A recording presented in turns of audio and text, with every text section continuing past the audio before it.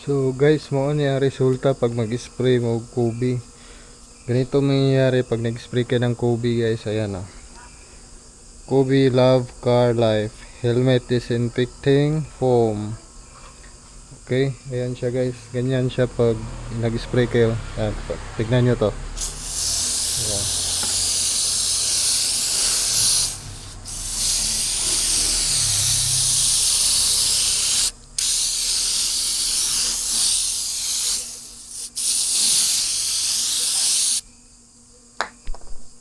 So hindi nyo na kailangan mag-wash.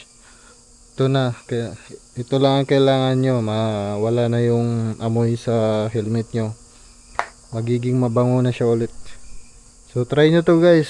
Sa comment section i-comment ko yung link namin sa TikTok shop para mabibili nyo siya sa TikTok shop namin. Guys, so check out nyo sa ano guys, Yellow Basket namin. Thank you so much.